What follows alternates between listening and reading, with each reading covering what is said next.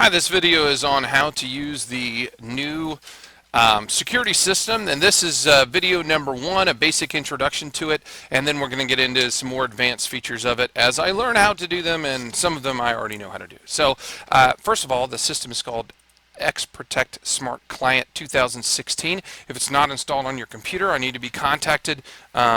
Everyone that I know should have access already has access. Those additional people that need to have access, I need to find out about from the building administrators. So XProtect Smart Client, if you click on it, if it's set up correctly on your computer, it should automatically go to the right client, which is this one, 10.66.6.142, and it should auto log on as you, just like it's auto logging on as me right now. Now, this is the basic view that mine's opening up to because it's the last one I opened up, so it's going to go back to where you were watching before. There are groups in these folders. If I go back to the main one, you can look is their views that they initially did to get all the cameras on the system. So they're not, these setup views are not grouped together in any particular way at all. It's just as they add cameras, they add them to a new view so that we can figure, but not really impacting the training that I'm trying to do here today. Just so you know, it's running a little slow, and it's running a little slow because I'm doing the screen capture recording at the same time. You can't do screen capture recording and expect the video performance to be the same. It does render the video on the computer that you're at, so all this is coming through our network. In this case, 9 different video streams is coming through our network and being rendered on this PC. So the more you're looking at, the more it impacts the district as far as our connectivity within the district. So you really don't want to leave this open all the time, and the more cameras you have, the more it impacts too. So at most, I've found that 16 cameras, a 16 camera view is the most that you really want to look at, but the less cameras you look at, the better performance you get on those cameras that you're looking at, and the less that it impacts the school. So I'm going to use this ag camera as one of the groups that I have set up. So this lets Mr. Kennel see who's walking into ag, who's in each of the different ag rooms, as well as who's parked outside of ag, and if anybody's done anything at the parking lot outside of ag. So this is one of the views. Now, these views under the shared group are ones that I can set up for anybody to look at, and I'm trying to make views that make sense when things are requested. You can make unlimited different kinds of views under your own private section up top. Those are views that you set up that only you can see. That's why it's called private, and I'm going to show you how to do that on a different video. So as I select a group of cameras, if I want to look at that specific camera differently, I can just double click on that camera to see that camera itself, and the more light that is in the background of that picture, the better it'll be. So if I look at the second floor hallways here at the high school, you can see that the more light I have, the better that picture quality is.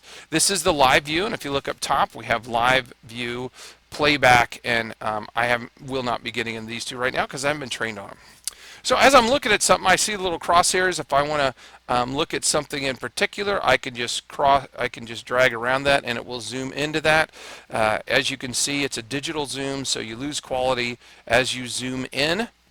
But the quality is still far better than what we had before on the previous cameras. The most interesting thing that people, and the most prevalent thing people are going to want to do is go into probably playback mode, and that is to watch to try to find something that happened maybe in this set of hallways in the high school. And when you play back, you're playing back all the cameras in that group together, which is the first thing I want to show you how to do. So if I go to playback, I click on that. I can go down here to the time view and pick any time I want to. So if I want to do it back to the 16th at 9 o'clock through 10 o'clock on the 16th, and I say OK, it slews straight to that area. Now if I hit play on this, you see the brackets around there. It's only going to play through that, and then it's automatically going to loop back. That's all it's going to do. And now if we look here, it says on the timeline, all cameras in view. So there, if it's solid red, it means it picked up something. If there is a break in there, it means nothing happened then on any of the cameras. And in this case, I have camera 52 highlighted, so I also see when camera 52 had footage. If you ever see it white out like this, it means nothing was in view during that period of time.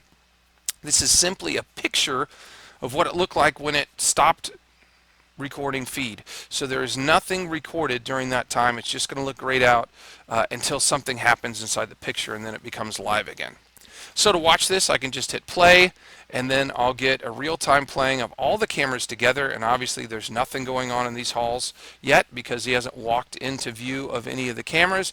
And as soon as that individual walks into view, you'll see this one pick him up, and then all of a sudden this one will turn on and start recording as well down here. So we'll be able to see him there. Oh, sorry, wrong camera. So there's somebody walking in the other way, and there's this one, and he's gone. Boy, we should see that one going too. Let's speed up the time frame here, and I'm going to speed it up even more. I'm not sure why camera 52. There we go. He must have walked out and walked into the room, and the last picture we saw was him standing in the hallway. So you can see how it goes in and out of being grayed and not grayed as I'm watching through the video. I can speed it up as much as 16 times if I'm trying to find something, and I can slow it down while I'm watching it too. Back to normal time. I can even go down to quarter time if I'm trying to catch somebody doing something as they're walking through. I can also play backwards. So if I saw something happen, I can then hit the back play, and it's going to go the same speed backward as I'm trying to find something on the security footage. Oops, I didn't actually hit the pause, and I'm going to, oh, I did. I moved it back forward again. So that's basically how we search through and find stuff on the camera. Just by using the date time search down here, putting in when we're looking in particular, and then I've got the ability to scroll it faster or slower throughout whatever timeline that I'm looking at. And that, again, I think that's what it was. I think the next shot he walked into that room, so it stopped taking the picture because he was out of the frame. So that's basically it. The next video I'm going to show you how to set up custom views so you can set up your own private views if there are things that you feel like you need to watch in particular. And again, this is not intended as a live surveillance system because that would crush our network. This is intended as something that we look at to find out something happened that we're trying to investigate, or as a supervisor, somebody you're trying to obviously keep tabs on. Okay, so I'm going to go ahead and hit stop on this one and do the next video.